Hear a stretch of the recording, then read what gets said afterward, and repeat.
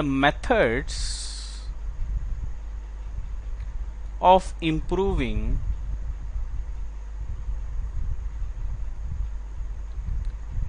performance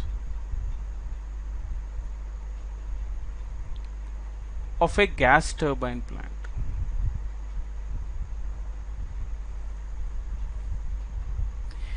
So in this, the first one is intercooling, second one is reheating, see, third one is regeneration.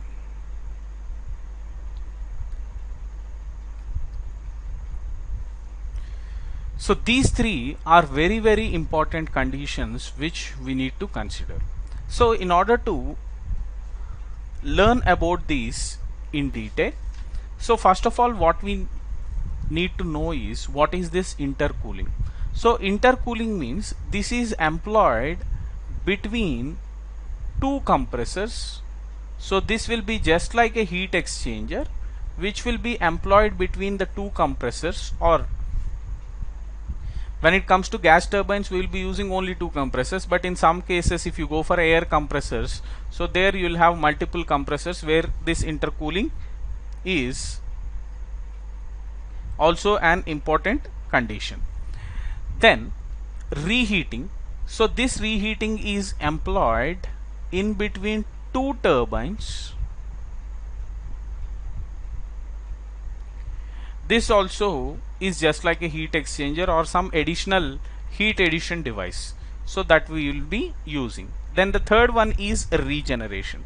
So these three devices we will be using in order to improve the performance of this gas turbine plant here. Now first of all let us see the intercooling. What is this intercooling?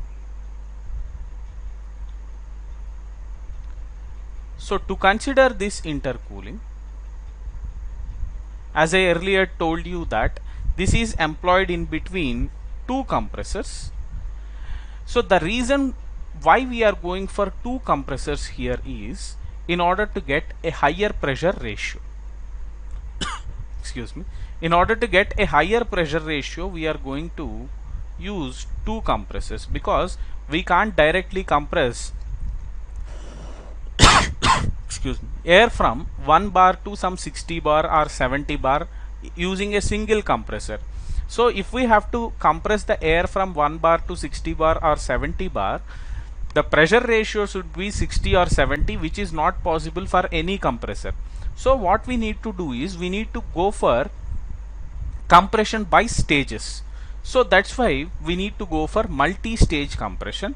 So in the multi-stage compression what happens is, initially we will be considering a compressor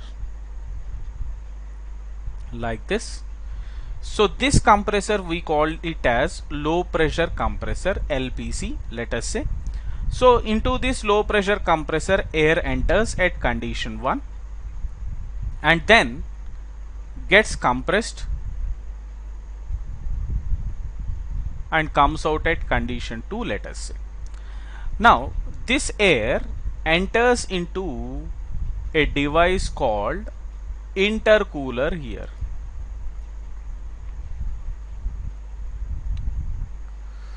Now from this intercooler it comes out by rejecting heat at constant pressure. So heat will be rejected at constant pressure in the intercooler such that the temperature drops and further this air can be compressed. So here the air is further compressed in another compressor, and this compressor we call it as high pressure compressor. So in this high pressure compressor air gets compressed and comes out at condition 4, and now this enters into the combustion chamber. So in the combustion chamber at constant pressure heat is added, and as a result of that the temperature increases, and now this high temperature and high pressure air enters into a turbine.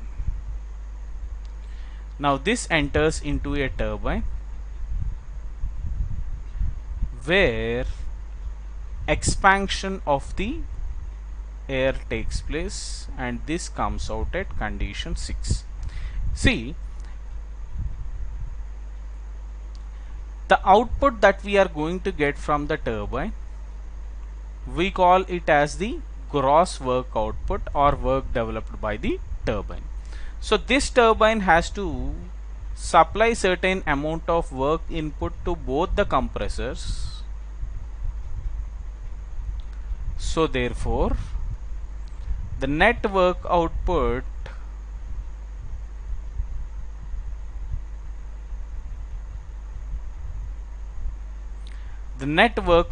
will be work developed by the turbine minus work input to both the compressors.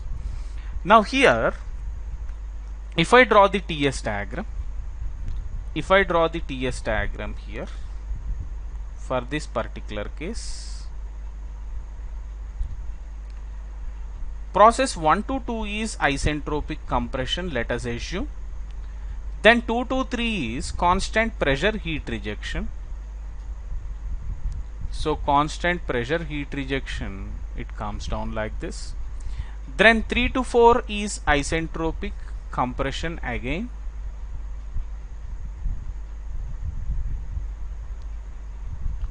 And 4 to 5 is constant pressure heat addition. 5 to 6 is isentropic expansion in the turbine. And 6 to 1 is constant pressure heat rejection. So this is constant pressure process, intercooling is constant pressure, and this is also constant pressure.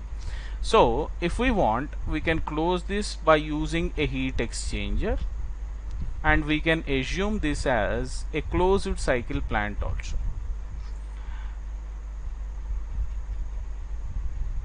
Now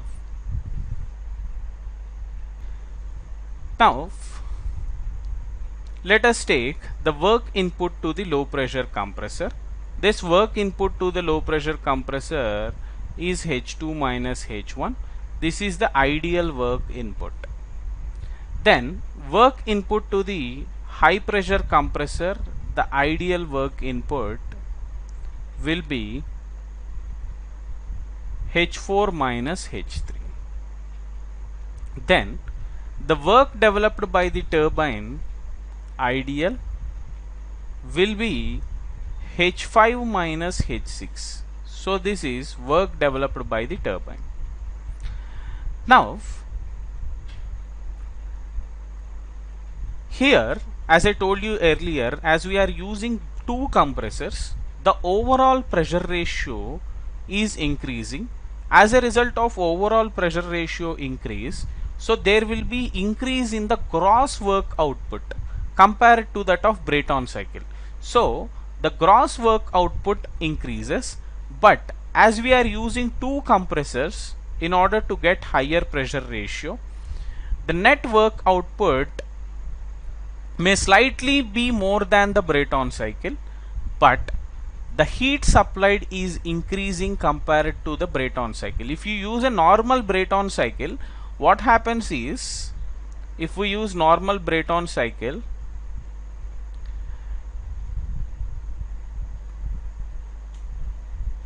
this will be isentropic compression, then heat addition starts from this point, to here, and then expansion takes place. But here, because of heat rejection in the intercooler and again compression, we need to additionally supply more amount of heat in this particular case. As a result of more amount of heat addition, the thermal efficiency will not increase compared to that of Brayton cycle. So in this particular condition, intercooling, we were able to improve the pressure ratio to a greater extent, but we were not able to improve the thermal efficiency even though the gross work output is increasing. So the heat supplied here will be H5 minus H4 or MCP T5 minus T4. So this is MCP T5 minus T6 here. You can write this as MCP T4 minus T3 and this as MCP T2 minus T1. So these are the work done and heat supplied. Now the thermal efficiency will be net work done by heat supplied.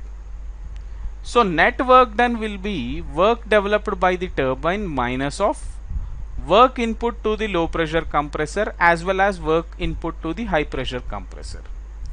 So this total divided by heat supplied. So this will give us the thermal efficiency for this particular condition.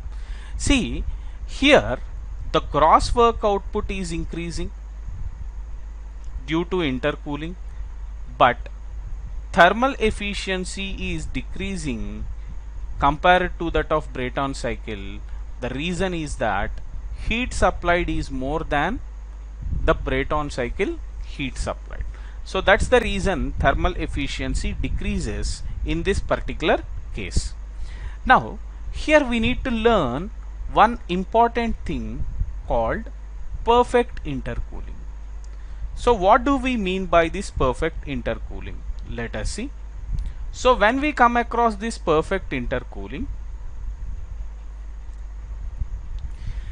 the temperatures at the entry to both the compressors should be same. That means the temperature at which air is entering into the low pressure compressor, let us say this is T1, and temperature at which the air is entering the high pressure compressor, this is T3. So in perfect intercooling condition, the temperature at entry to both the compressors should be same. So that means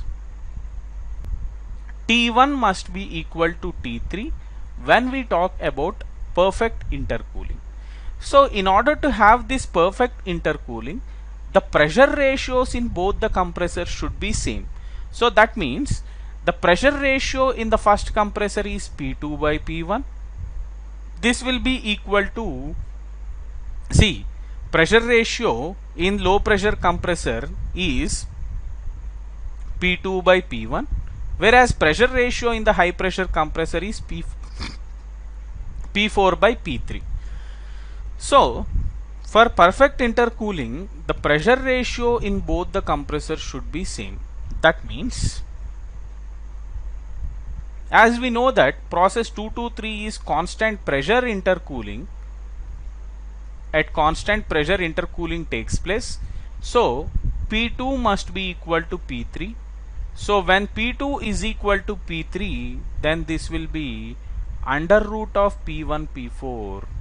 So in order to have perfect intercooling, we need to have that the intercooler pressure should be the geometric mean of the maximum pressure and the minimum pressure of the cycle. So try to understand here carefully. The maximum pressure of this cycle is P4 equal to P5, whereas the minimum pressure is P1 is equal to P6. So in order to have perfect intercooling, the intermediate pressure, that is P2 equal to P3 here. So this P2 equal to P3 must be the geometric mean of maximum pressure of the cycle and minimum pressure of the cycle. So this is the important thing that we have to learn for perfect intercooling. So perfect intercooling means the temperature at the entry to both the compressors should be same. Then only we can say that the intercooler is a perfect intercooler. This is about the intercooling process. So try to remember this, dear students. So during intercooling, the thermal efficiency will be decreasing compared to that of Brayton cycle because of more amount of heat addition, even though there is an increase in the gross work as well as net